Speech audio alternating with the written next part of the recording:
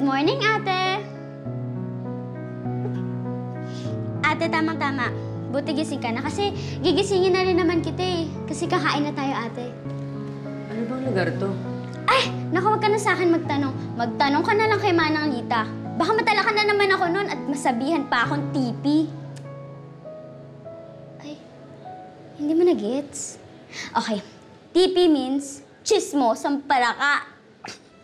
Ay, sige na ate, dali! Tara na, tara na!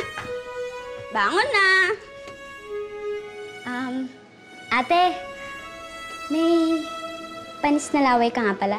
Punasan mo. Dali! Bye-bye! Kay Lolo Isko naman, Lolo Isko. Kain na. Ito papunasan natin ito mamaya. Lakit.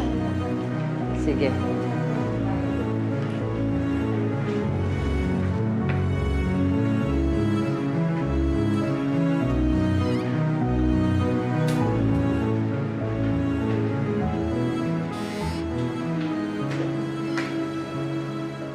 Good morning.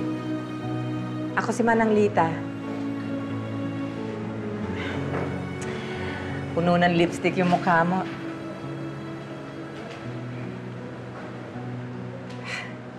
Isa akong social worker. Ako ang pinakananay dito sa Bahay Pag-asa. Anong pangalan mo?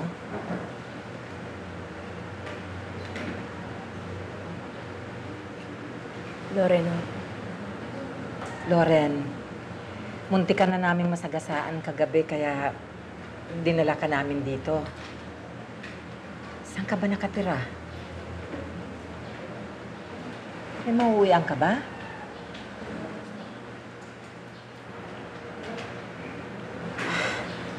Loren, Wala ho.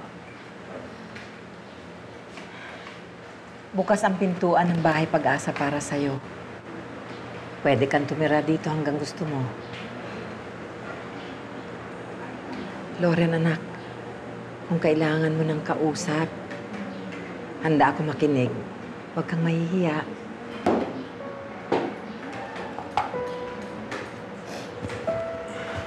Hindi ka dito nga. Ito si Jelay. Siya ang makakasama mo sa kwarto. Jelay, mag-sorry ka kay Ate Loren mo. Hindi mo dapat nilagyan ng lipstick yung mukha niya. Ate, sorry po ah. Natawa na naman kasi ako sa inyo kasi ang ganda-ganda mo. Ang puti-puti pa, tapos ang kinis-kinis. Gusto ko maging ganyan. Ate, sa office ka ba nagtatrabaho? Kasi alam mo, may chismis si Ate Melay sa akin. Na kapag sa office ka daw magtatrabaho, syempre aircon yun. E di malamig, tapos maganda daw yun sa kutis. Wow! Ate, ang ganda naman yung sing-sing mo. Tunay ba yan? Jelay, huwag chismosa. Sabi ko nga po.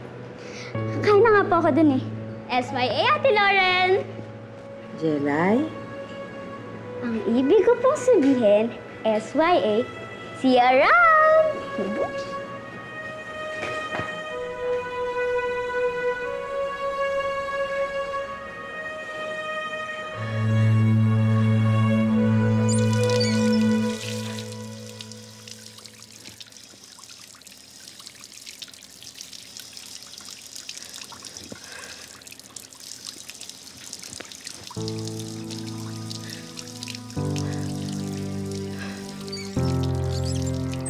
Ang mahalaga sa akin, makasama ko kayong lahat sa huli saglit ng buhay ko rito. Bigib sa'yo si ate. Wow! Hiling na si ate.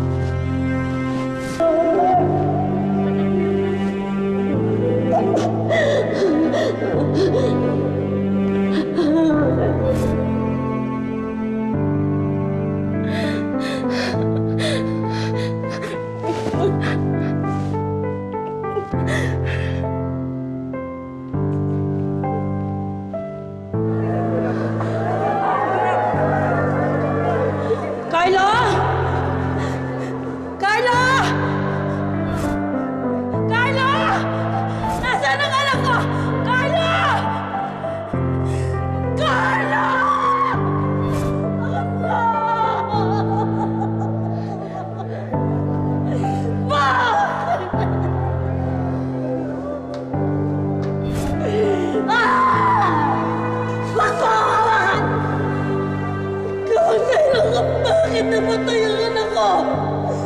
Pinatay mo siya! Pinatay mo ang anak ko! Kung hindi mo siya tinawagan, pinilit na puntahan ka! Sana mo ay pangalan ko ngayon! Inay, sorry, hindi ko naman po alam kung mangyayari yan eh. Bakit?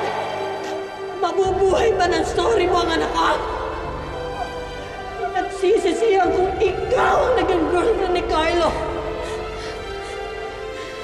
Nagsisisihan kung nakilala ka niya! Sorry, Carlo.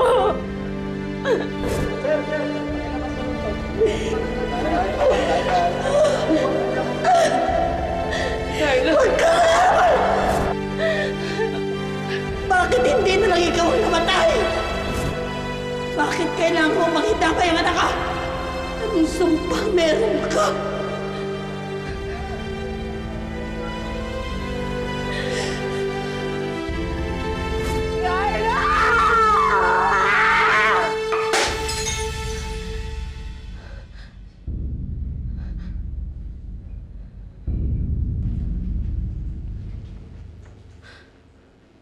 Ate, okay ka lang? Mukhang hindi ka okay. Ate? Ate? Umalis ka dito. Pero ate? Umalis ka! Ate? Alam mo, ang BV mo. Bad vibes ka.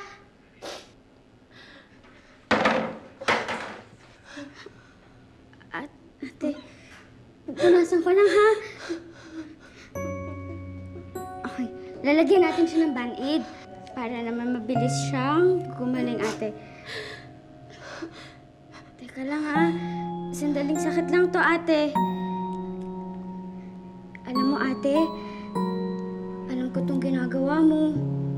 Kasi marami na ako nakitang gumawa niyan dito. Alam mo, ate, yung iba, mas malala pa. Grabe kaya yung ginagawa nila, ate.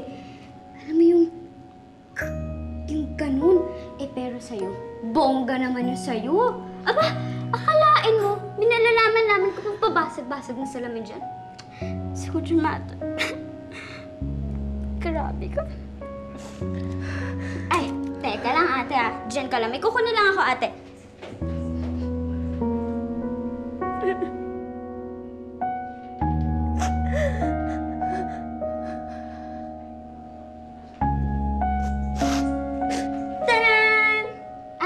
Nilaban ko na siya.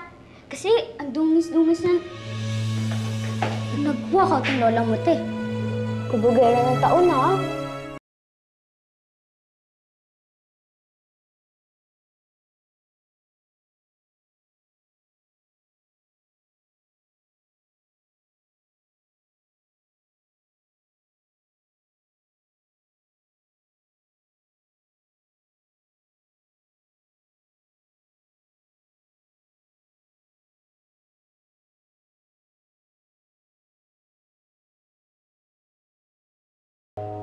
Alam mo hanggang ngayon,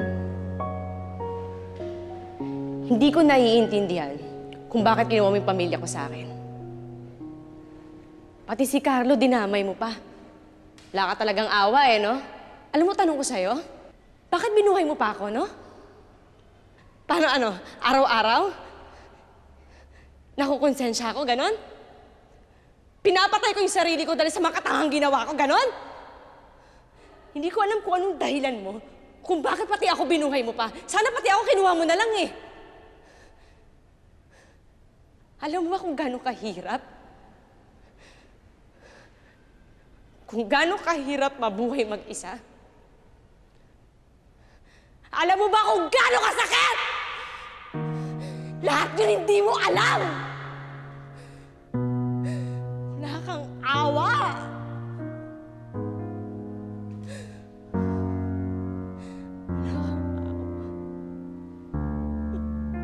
Makasarili ka!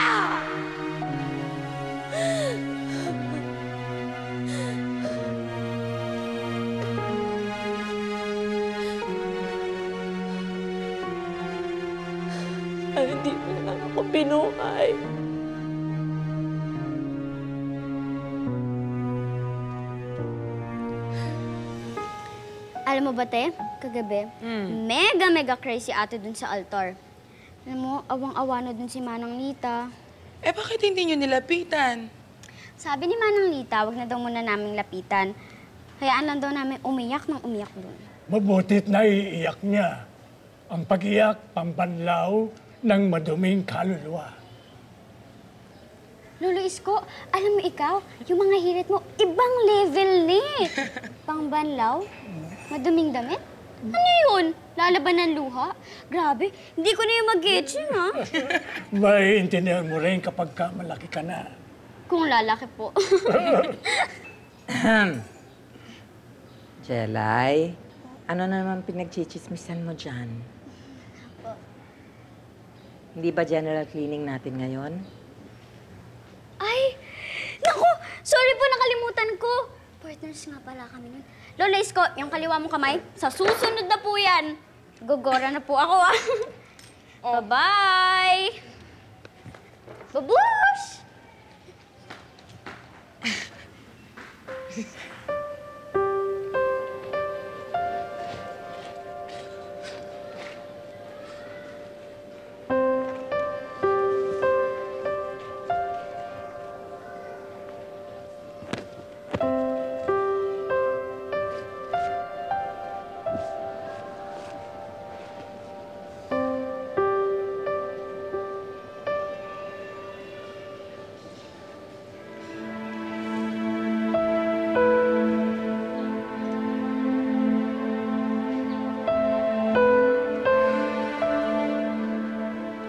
Sige ho, iwan niyo sa akin yung susi. Ako na ho magsasara ng pintuan. Salamat po, ma'am. Ma'am, mag-iingat na lang po kayo kasi balita ko sa radyo, hindi na po makapasok mga sasakyan dahil tumataas na po yung baha. Kahit no, sagutin yung telepono.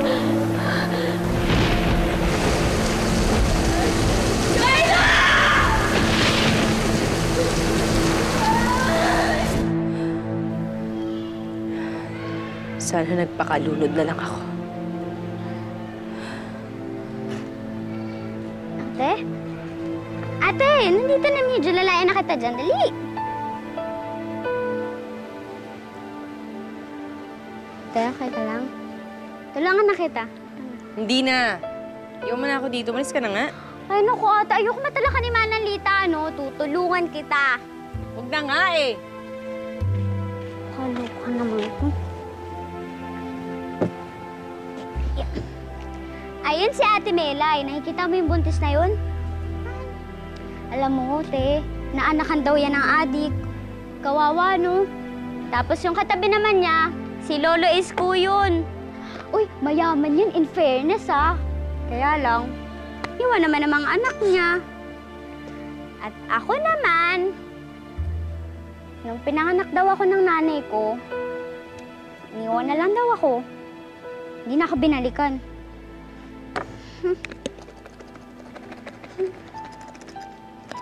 Ay, naganyan mo dyan. Nakakairita. Kaloka naman to. Alam mo ate, wishlist bottle ang tawag dito. Dito naiipon lahat ng mga wish ko. Ate, gusto mo? Try natin to, dali! Lapit ka dito. Kuha kayo sa ate. Ayoko! Grabe, ang taray naman ito. Sungit-sungit mo, ha? Kakaloka ka, nakakasira ka ng aura!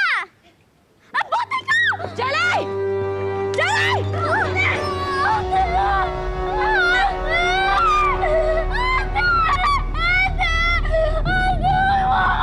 Ate! Ayoko pa mamatay, ate!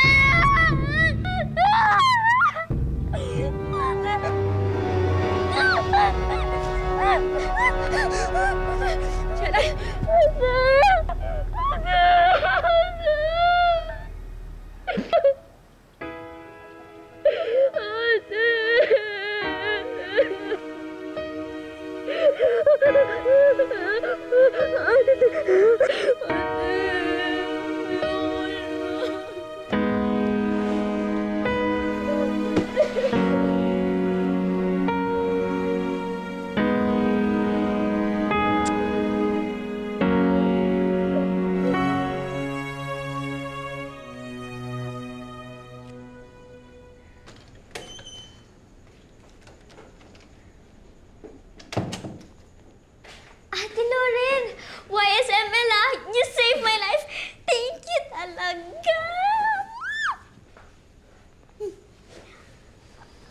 Ate Lauren, alam mo, feeling ko magiging close na close tayo. As in, super close, ha?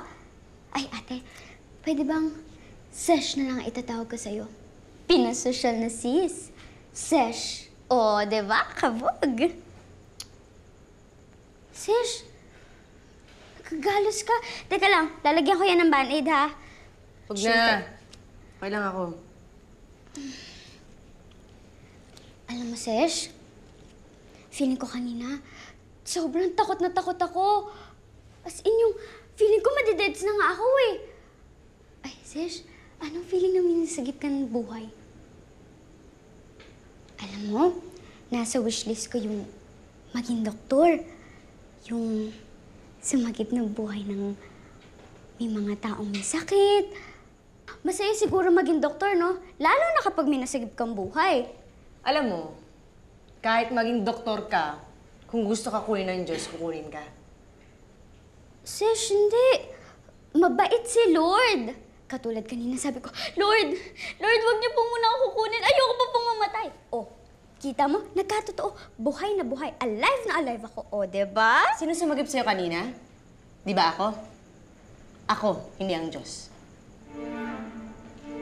Alam mo, Sesh, ikaw, galit much ka kay Lord, no? Eh bakit ikaw? Hindi ka galit? Hindi ka nagagalit sa Diyos? Hinayaan niyang mawala yung nanay mo sa'yo.